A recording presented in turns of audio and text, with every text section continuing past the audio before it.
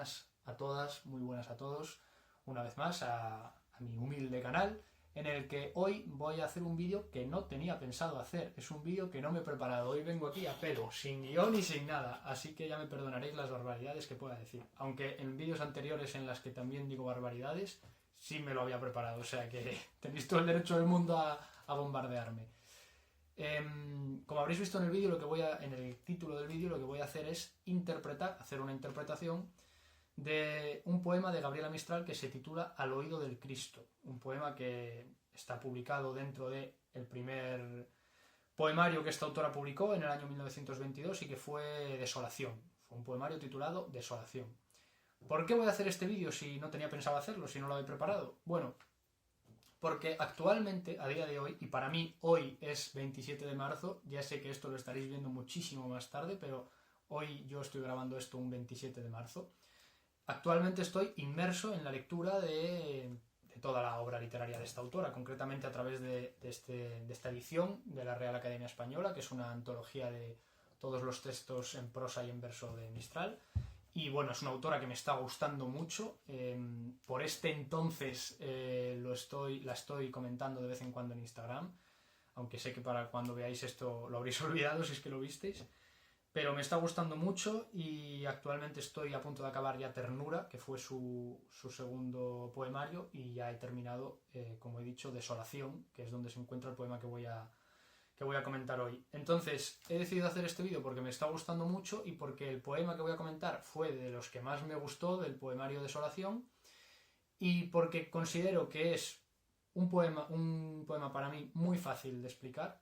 Por eso tampoco me lo he preparado y lo estoy haciendo así un poco a la carrera, porque es un poema muy explícito, muy claro, muy fácil de entender, y que por lo tanto creo que quien me esté viendo también lo podrá entender con mucha facilidad. O sea, de hecho no hace falta apenas que yo explique que interprete este poema, porque se explica por sí solo. Lo que pasa es que sí que creo que explicar mi interpretación con mis propias palabras puede servir para que tú que me estás viendo pues te intereses por la obra de Gabriela Mistral, que no sé si es una autora más conocida que leída o más leída que conocida, eso ya la verdad que no lo sé, pero una figura importante desde luego me lo parece por todo lo que he dicho antes, ¿no? Bueno, he explicado lo del Nobel y demás de 1945, fue la primera persona, esto no sé si lo he dicho ya, ¿vale? Pero, joder, es que es la tercera toma que grabo, ¿vale? Porque como no tengo guión, ha habido varias veces que me he quedado ahí atascado y he retomado. Entonces, no sé si esto lo he dicho en otras tomas o en esta misma. Pero bueno, fue la primera persona hispanoamericana en ganar el Premio Nobel de Literatura. O sea, ya no fue la primera mujer, fue la primera persona hispanoamericana en ganar este galardón tan importante, ¿no? Por aquel entonces. Y bueno, luego pues por el tema político y cultural y feminista y demás que ya he dicho, ¿no? Espero que lo haya dicho en esta toma y no en otra. Pero bueno, esa es la razón por la que he decidido hacer la interpretación de este poema, que voy a recitar a continuación. Ya me perdonaréis por mi forma de recitar, y después pues voy a explicar mi interpretación todo lo brevemente posible, todo lo brevemente que pueda, vaya. Dicho esto, voy a recitaros el poema, ¿vale?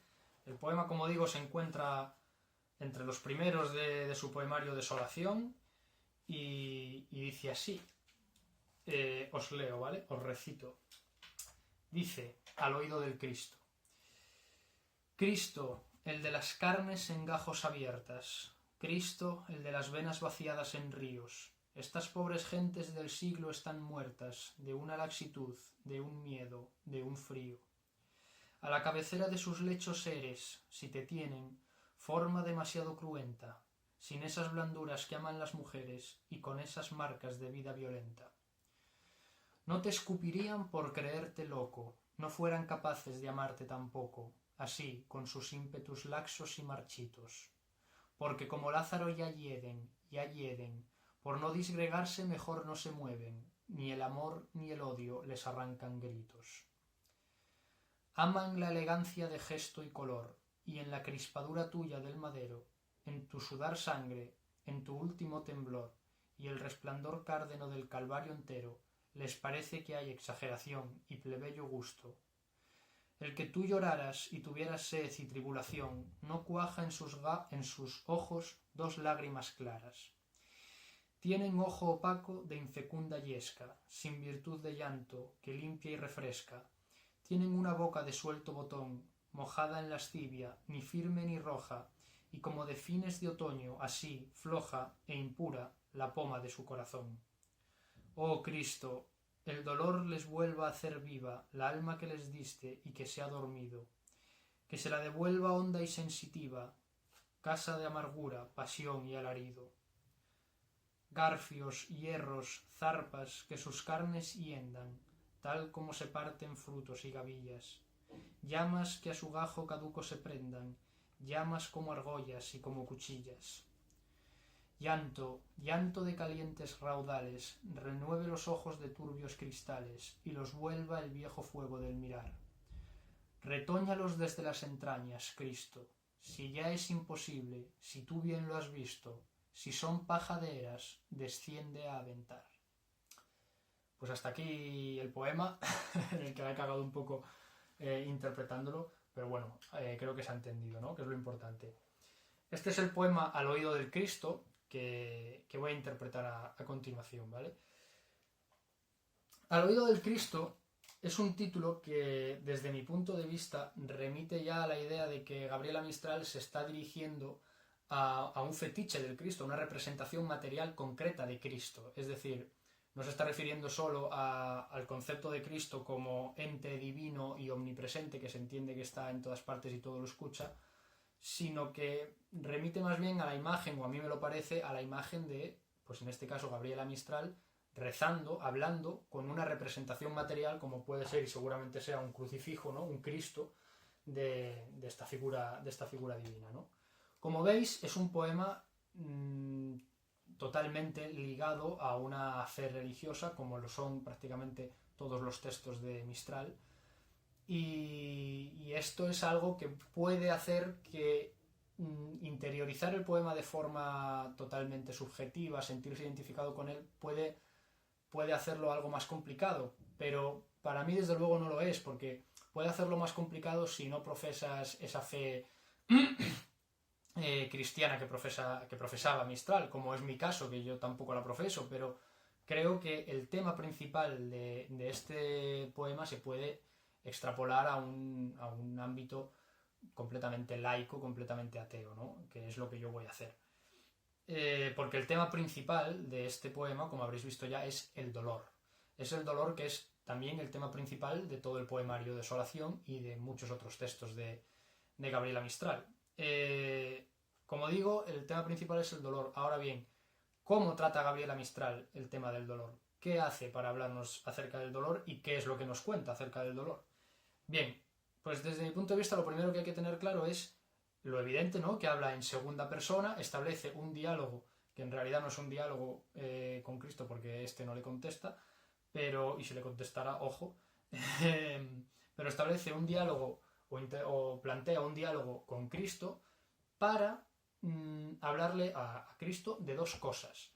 Por un lado, le recuerda o le dice o le explica su percepción de una sociedad decimonónica. Este poema fue publicado a principios del siglo XX y fue en 1922 concretamente, y ella interpreta que la sociedad, ella tiene una percepción de la sociedad como una sociedad, dice, estas pobres gentes del siglo están muertas de una laxitud, de un miedo, de un frío. Ella está viendo un mundo, está viendo una sociedad en la que la gente es laxa, con miedo, gente fría, inmóvil, gente pusilánime.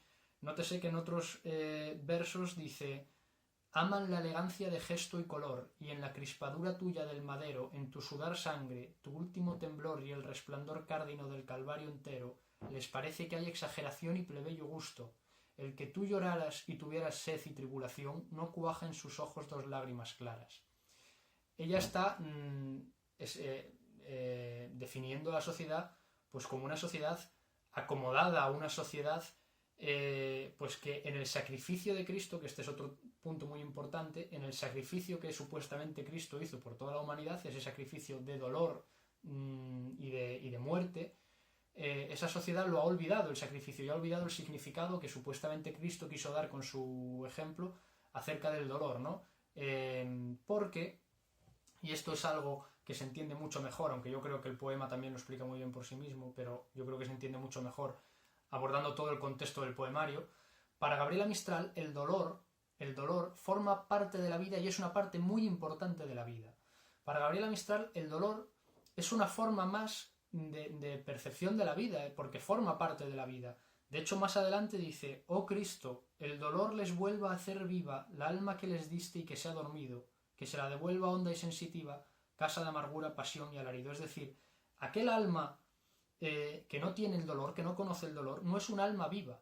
El alma viva es el que conoce el dolor, es la que conoce el dolor. Porque el dolor forma parte de la vida, y esto es muy importante para Gabriela Mistral, porque ella habla del dolor como algo que hay que asumir, como algo que hay que interiorizar y utilizar para crecer como personas, para no ser personas pusilánimes, laxas, para no ser personas miedicas. Hay que utilizar el dolor para conocer la vida a través de él, para crecer, para fortalecerse y para, en definitiva, vivir. Para ella el dolor forma parte de la vida y acusa a esta sociedad de su tiempo, la sociedad de, en este caso, el año 1922, aunque no sé cuándo escribió este poema, pero se publicó en 1922, acusa a esta sociedad de haber olvidado el dolor, de haberse acomodado en el gesto y el color, y de ver en el sacrificio de Cristo, por eso dice: en la crispadura tuya del madero, el sudar sangre y todo eso, de ver en el sacrificio de Cristo, ver una exageración y un plebeyo gusto. Nótese que habla de este sacrificio de Cristo como algo que se ha olvidado, como algo que ya se ha banalizado, y lo expresa diciendo: por no disgregarse mejor no se mueven, ni el amor ni el odio le arrancan los gritos. Y cuando habla del sacrificio de Cristo dice: el que tú lloraras y tuvieras sed y tribulación, no cuaja en sus ojos dos lágrimas claras, tienen ojo opaco de infecunda yesca. Infecunda yesca, es decir, algo, una yesca que no prende, que no es fecunda, una yesca que no sirve para nada porque no arde, ¿no? Sin virtud de llanto. Nótese que el llanto aquí lo está tratando como una virtud, que limpia y refresca. Es decir, es que el llanto para ella también es esto. El llanto que nace del dolor, es algo que limpia y refresca.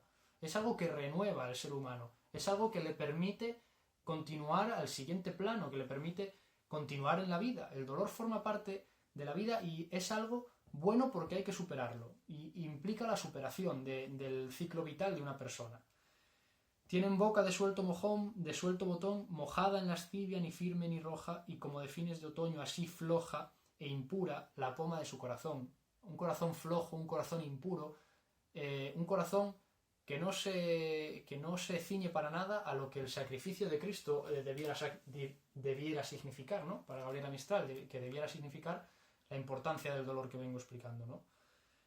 Nótese, y esto lo menciono muy por encima porque meterme en ello también me llevaría muchísimo tiempo, que dice, hablando definiendo a esta sociedad, dice: a la cabecera de sus lechos eres, no, recordemos que le está hablando a un fetiche del Cristo, a un crucifijo, ¿no?